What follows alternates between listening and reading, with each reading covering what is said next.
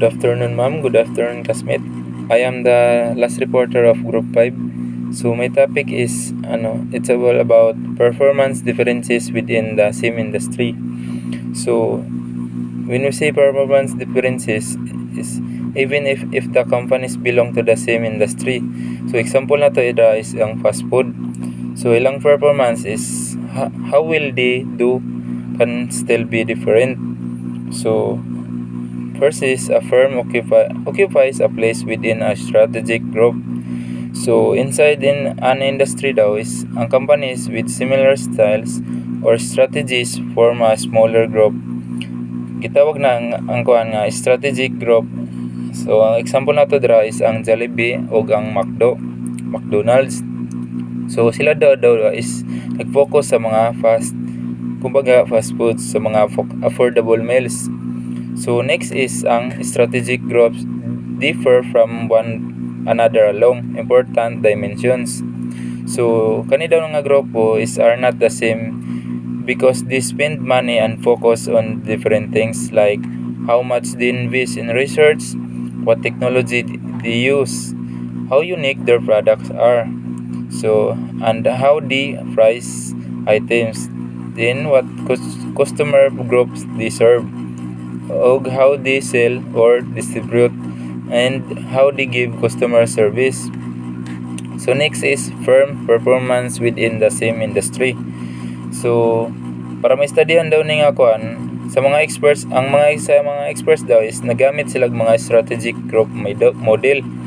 So nagbutang daw sila kuan sa companies into groups based on a few important strategies. So next is this difference implies.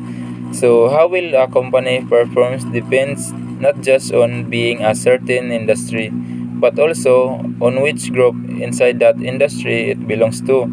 So example nato dira is ang mga luxury car nga naghimo sa mga luxury car like BMW versus sa mga budget cars, sa mga naghimo og mga budget cars like Toyota inana mga baratuhon.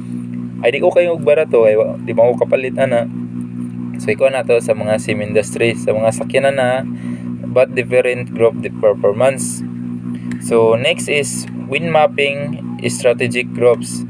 So pasabot daw na is when we say pasabot ng making or map or chart to show how companies in the same industry are grouped based on their strategies. So first is identify the most important strategic dimension. So tanaw daw nato is at the most important things that make companies different like. So ang nadriya is how much money they spend on research and new ideas, ug unsa pod nga technology ilang mga ginagamit, ug how unique their products are, what services they add, their pricing style, cheap or expensive ba versus expensive. So what type of customer they target, ilang target nga mga kwartahan ba or kuan. So how they sell or distribute, yun sa daw na pagbaligyan no, and how good their customer service is. So next is choose two key dimensions for the horizontal and vertical axis. So sa mapa daw, so on the map or mapa, magpili daw sila two important differences like price and quality. So tapos maggamit tag kuan x and y axis. So kani daw is makatabang sa kuan see how companies are spread out. So next is the strategic group mapping allow some more insight. So by looking at the map daw is we can learn more about how companies compete and where they stand in the industry. So makita daw nato dira kung unsa nila mag-compete. So next is the competitive rivalry is the strongest between firms that are within the same strategic group. So mga companies daw nga same group nagfight daw sila sa kumbaga nag-away sila sa hardest against each other because they are similar and target the same customer. So mag-away daw sila no kay parehas sila mga customer, parehas sa mga kuan. Ang example nato dra is ang Jollibee o McDonald's. Parehas sila mga budget fast foods. So magilog sila mga customer. Kay parehas gid sila mga abot kaya lang kumbaga. So next is strategic groups are affected differently by the internal environment like during economic downturn. So when the economy is bad daw is some groups are get hurt more than others. So examples na to mga luxury brands. So nawadaan sila mga customer o paspas kay nga nawadaan sila customer than budget brands because of is people spend less. So mga luxury daw is kanang wala daw kaya na sila naalin ba kay ang mga tao daw is nag-budget sila mga kwarta. Di kayo sila magasto-gasto dako. So next is strategic groups are affected differently by the competitive forces. So different groups face different kinds of competition. So example nato dra is ang mga cheap airlines. Nag-fight daw sila sa mga hard on price, mahal kay mga kuno. While ang mga luxury airlines nag-compete pud sila sa more on comfort and service.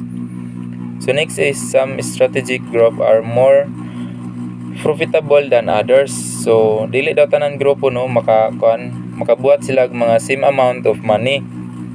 So example nato dra is high-end smartphone makers. So example nato sa mga malon kanang mga Apple, Samsung or Samsung Premium. So usually ang maka-earn daw profit ana is the low cost phone makers. So kanang mga nara sa mga Vivo ana ba, mga Oppo, mga barato nga cellphone. So luoy kay mga iPhone ug Samsung. So next is measuring competitive advantage multi-dimensional view. So para ma-check daw natong if ang company daw is winning or daog, we look at it in a different way.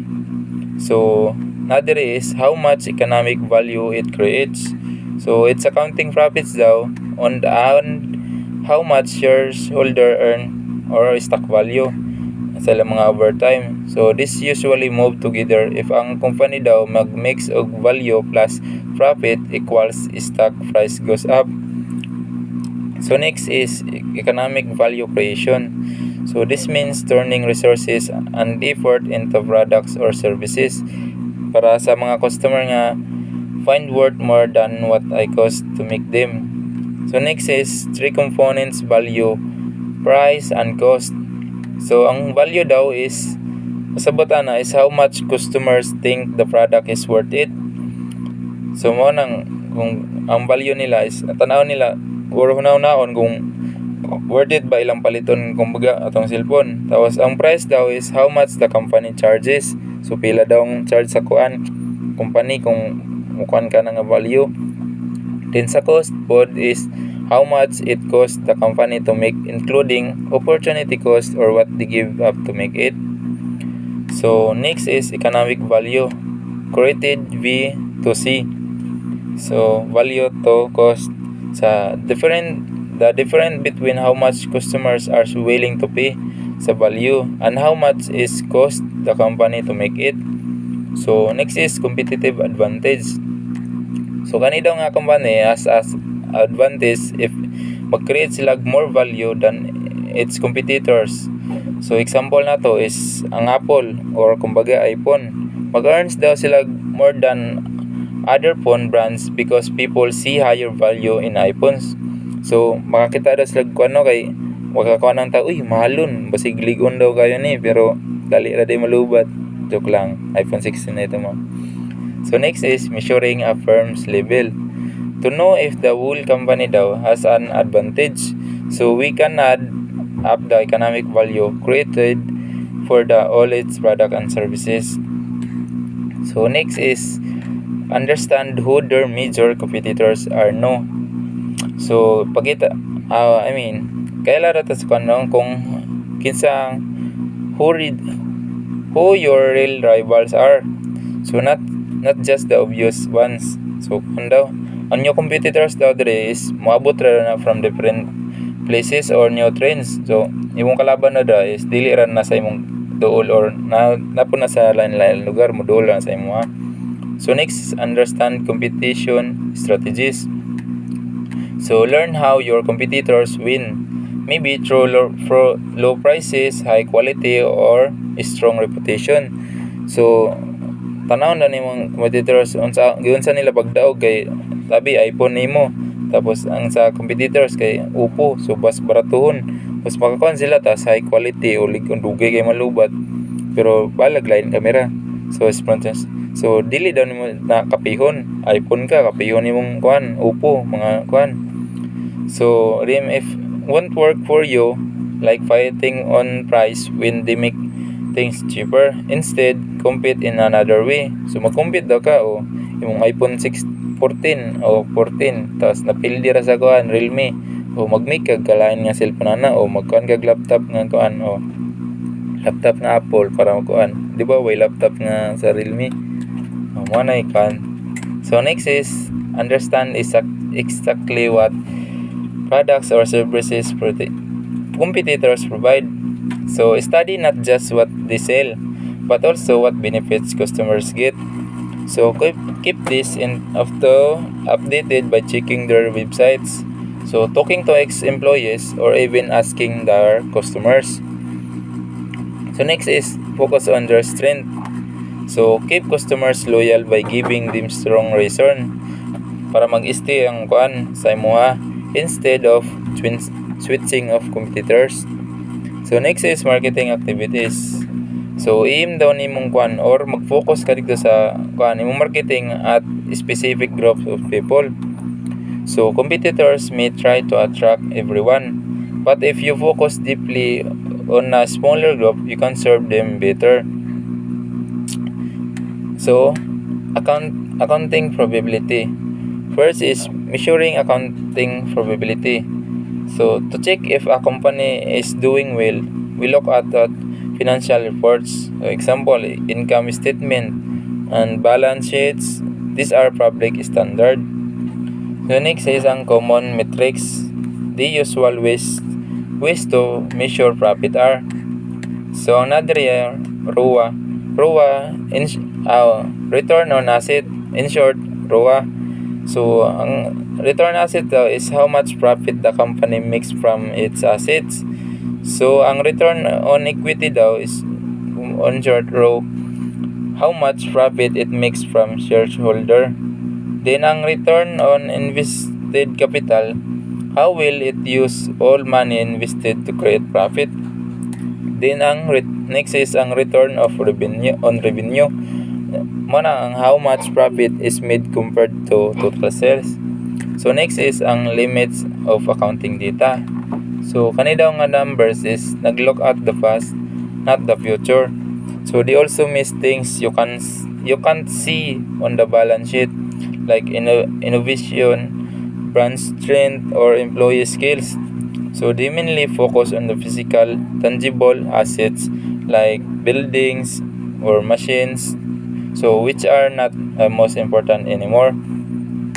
So next is shareholder value creation. So who are shareholder? So ang people or ang groups daw who own stock or shares of the company.